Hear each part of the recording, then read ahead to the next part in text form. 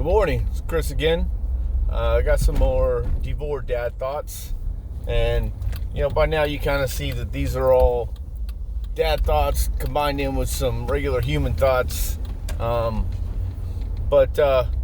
sporting my new toboggan. Yeah, I call it a beanie. Everybody I know calls it a beanie. My daughter now lives in Tennessee, where she works. People call it a toboggan. I don't know why, but it's warm. Pittsburgh Steelers.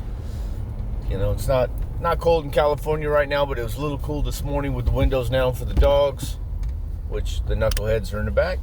So, anyways, feeling good, feeling rejuvenated, refreshed. Spent only a short period of time, maybe 4 days total, but over, a third of that was travel. In Tennessee, met my new grandbaby, Harley Mae, or as I like to call her, LC for little Chris, but she's perfect. Pretty amazing. I got two granddaughters that are just good babies. I mean, Penelope's 4 now, but she's still good. But as far as baby concerns, there's no falling apart, screaming, crying, fussing, colic, any of that crap. I mean, these babies are just good babies. Harley was just, even when she was upset, it wasn't, it was nothing. Her parents were like, oh, she's fussy. And I'm like, this is fussy? I'll take it. Except for a couple times she let out a yell that I didn't know what I was doing wrong. But anyways, it was really good for me, good for the soul. Hard to leave. I am super proud of my daughter. She's got a good little life in Tennessee. I don't see myself moving out of state for many years. I like California. I don't like the things that are happening in California. Tennessee, I think one of the biggest things for me was it was clean. It was clean. There wasn't litter on the streets. There wasn't graffiti. It was clean. Still got this stupid cough. They say it's going to hang on for a couple months. But anyways, I really like the fact that it was clean and it looks like it's a great place for a child to grow up. I'm proud of my daughter for taking this journey and having a life that she has there. She has a good little life. I mean, nice little house, good piece of property, and that's, everybody's got help. You hear stories and people that this, that. Everybody had a hand somewhere along the way, some help or some guidance. And they have, and her and, I'm going to say her boyfriend for now. Now that Harley's here, I can foresee someday that's, them being married. They've already got the family going. They have a good little life. And it was really, really good for me to see that. The hard part is next weekend's Easter. I want them to come to the house, or I think it's next weekend. Anyways, I want them to be at the house for Easter. I want the new grandbaby to be there with all the great grandparents for Easter. I want Penelope to see her new cousin. It's not 20 minutes away. They can't drive over. Let's just say I put in over 12 hours yesterday. A couple different time zones to get home. I started out heading to the airport yesterday around noon their time, and when I got home last night it was 11 our time, so 3 hours difference. It was crazy, a crazy long day. A lot of plane flights, 2 different airports, and to think that any of us would do that on a monthly basis is too much to ask for. Even if money weren't a factor, that's too hard with a brand new baby, or for people to get that much time off. That being said, it was a hard thing to load up and leave and head home. But it was such a great experience. And my takeaway was, and this is where my thoughts come in, I had a I don't know, a already made up judgment of the kind of guy that Zach is. That is Harley's daddy. That is Megan's boyfriend. I already had it kind of played out in my head.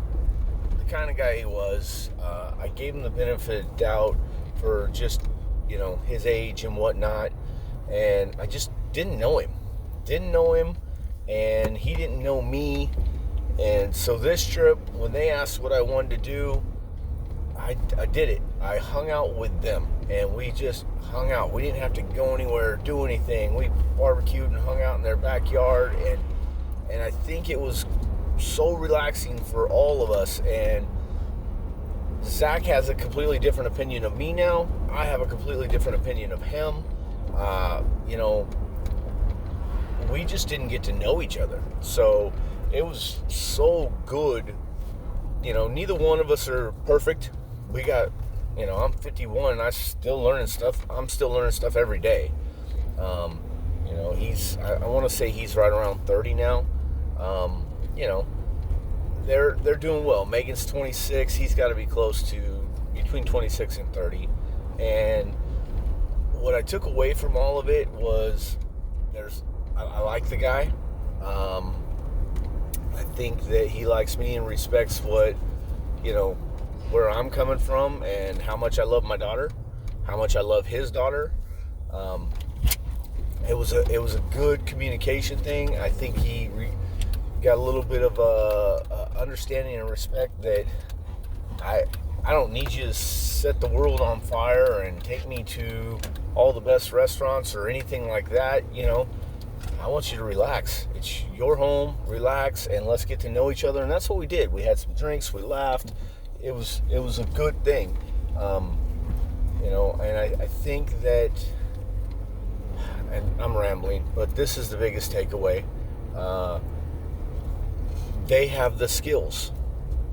They have the skills as parents and as partners to make it through things. Are they perfect? No. Are they good people? Yes. Do they love their child beyond belief? Oh, it's insane watching them. I was extremely proud of Megan, seeing her with her daughter. I knew she'd be a good mother, but I'm just super proud of her. And, it might sound a little weird because he's not mine, but I was proud of him. And I let him know. That him coming in after work and grabbing hold of his daughter and, changing her, feeding her and whatnot, it's beyond where I was. I was definitely afraid of Megan at that age. I let her mom do everything. It seemed to become natural to her mom, and it was natural for me to bow out of it. And,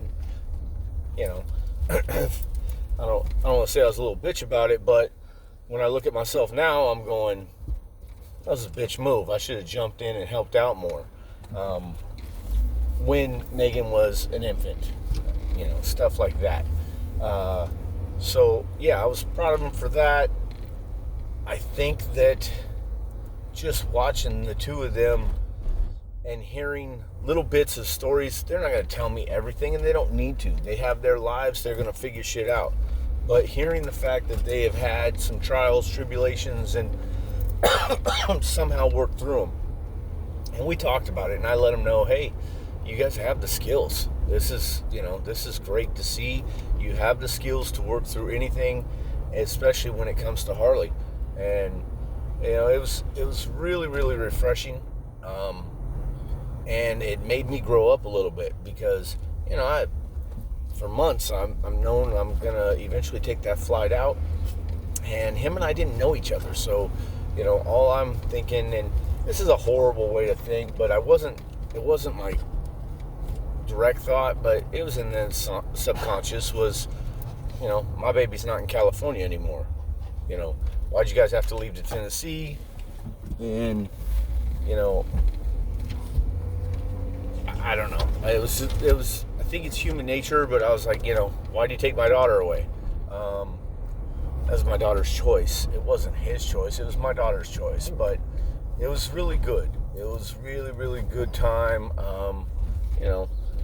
We're going to have normal family moments. And I'm a little sad that I won't have the normal family moments like on Easter and certain holidays with, Megan, Zach, and Harley. But we're still gonna FaceTime and call, and of course I'm gonna have a normal family moment with Brooke and Penelope and Noah and the rest of our family, and it'll be good. But it's just grandkids are unbelievable.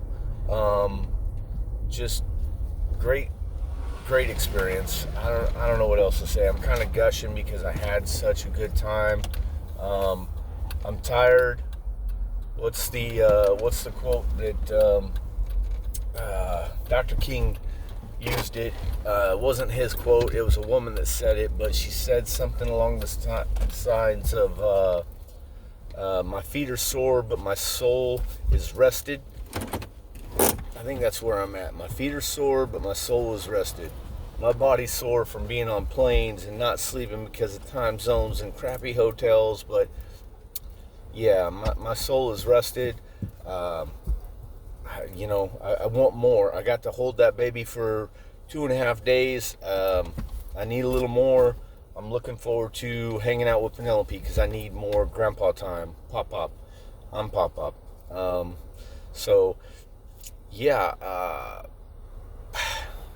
Get to know somebody before you judge them.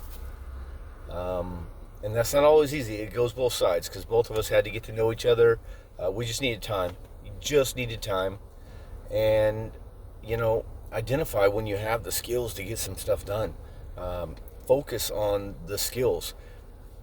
Don't shut down. You got to communicate, and you got to pick your timing on communication. Sometimes you got to attack it right now, and sometimes you got to go, okay, let's let this, simmer a little bit. Put it on the back, let it simmer a little bit, and let's readdress it with calm heads. And that's grounds for a good relationship. I know this is the longest trip that I've been away from my wife. It's 4 days, a lot of traveling and whatnot, and the things I got to experience, and we've talked about this, I don't like going, Gina should see this, or I wish she were here, or whatever. I want her there. I want her to experience this. It wasn't possible. It wasn't possible for us this time for her to go with me. But man, 4 days made me realize that I miss this woman when she's not next to me. We butt heads.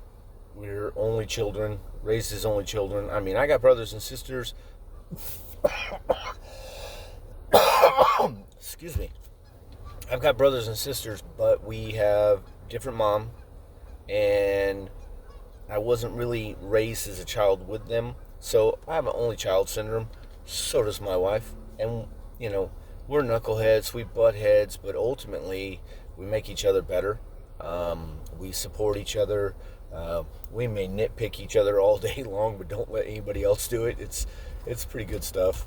But being away from her for 4 days, and especially holding Harley, I just know that she would have melted. She would have melted holding on to Harley. And, I gushed every time I held her, but I want her to experience it, and I can't wait.